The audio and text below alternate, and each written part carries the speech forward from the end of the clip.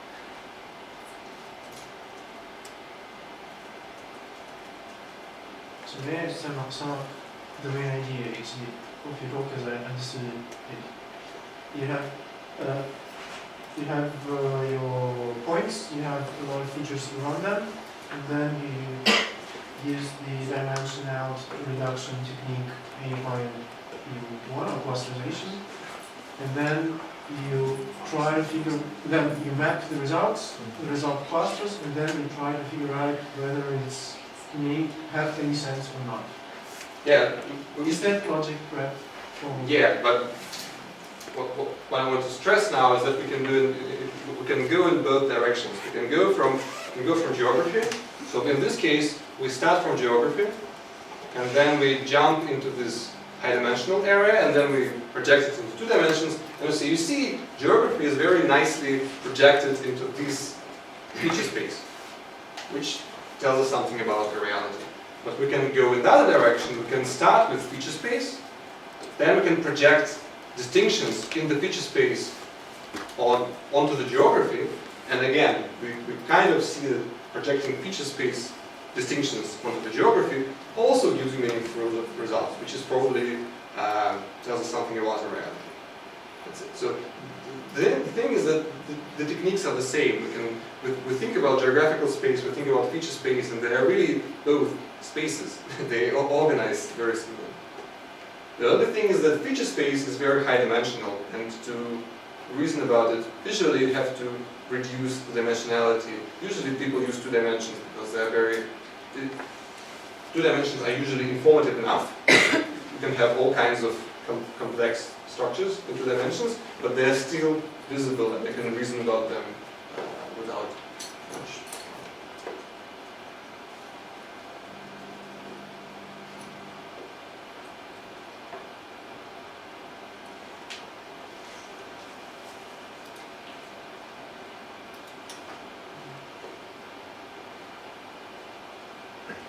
Excuse me, can I have one more question? A short question. The last slide was 3 clusters. I just didn't hear the idea. These are good clusters or bad clusters? I like them.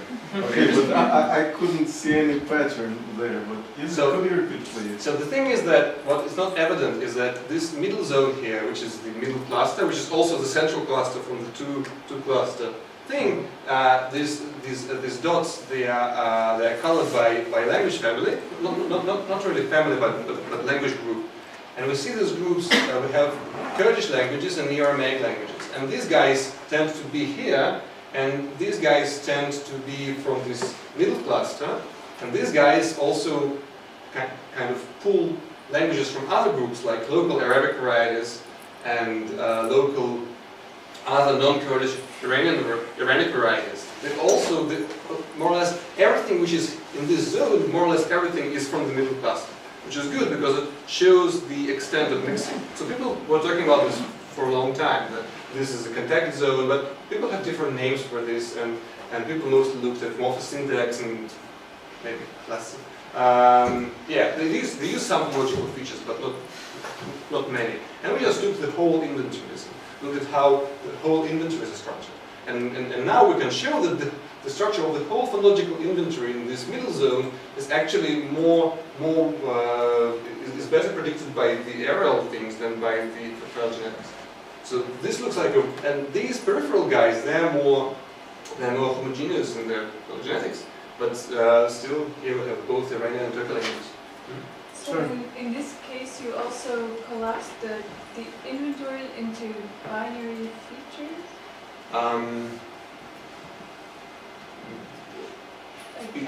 You don't have to collapse things into binary features because you just say, in my dataset, let's say there are 100 different consonants found in all the languages.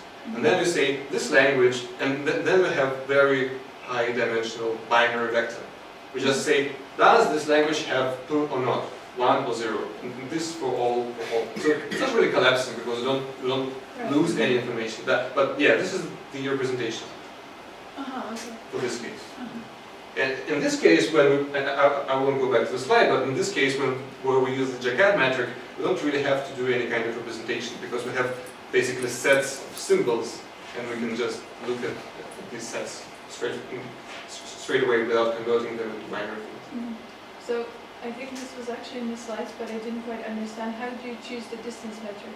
How do you choose which one is better for Well, specific cases? sometimes you just have to use something. For instance, if you have sets of features, there is, I think, only the Jacob method, which is available in this situation. Otherwise, I basically prefer, if you have binary vectors, it's natural to use Manhattan distance, because you just count how many times things are different, how many times they are the same. And in more complex cases, you have to reason about things. Like for this geographic distances, it is a bit more complicated. But in this case, it's more or less straightforward. People usually use Manhattan distance for discrete things. Mhm. So if you have either zeros or ones, or you have different counts of things. Like if you can compare languages, like how many affricates they have, how many fricatives they have. This is only a kind of discrete thing with natural numbers, and Manhattan distance is also a good metric for this kind of.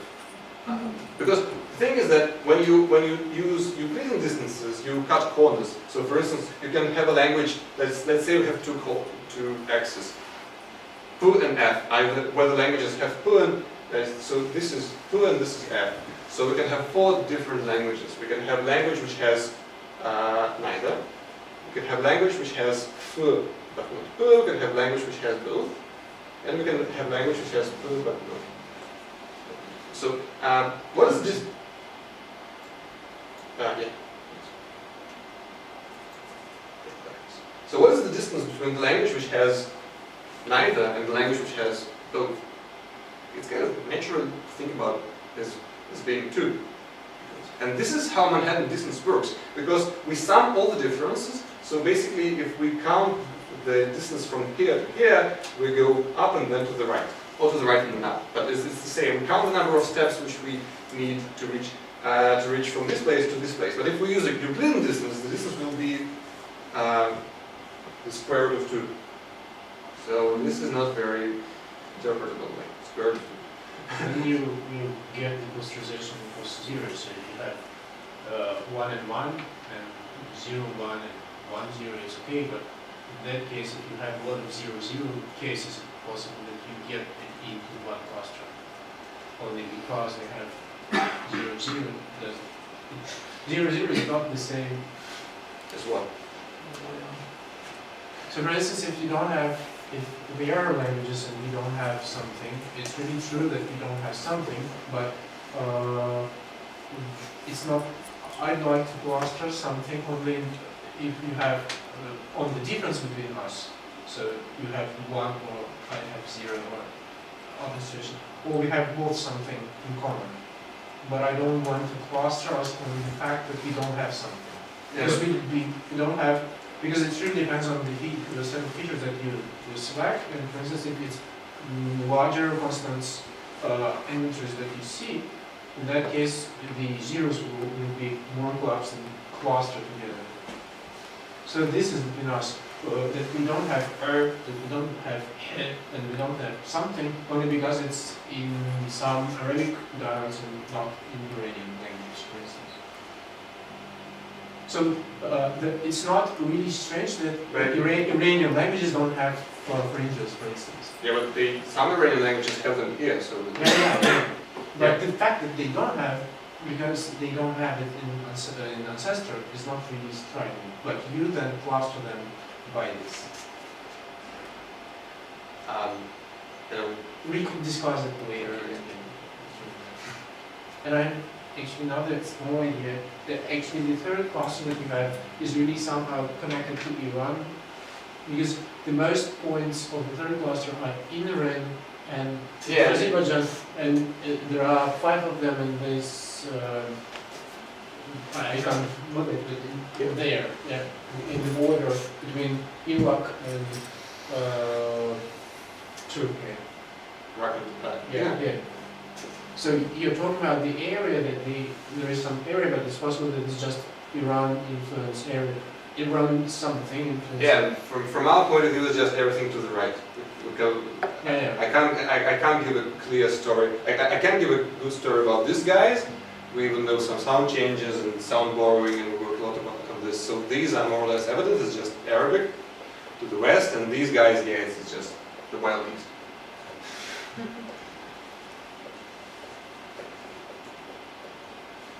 So if we have other questions, I think it's time to ask them later. Now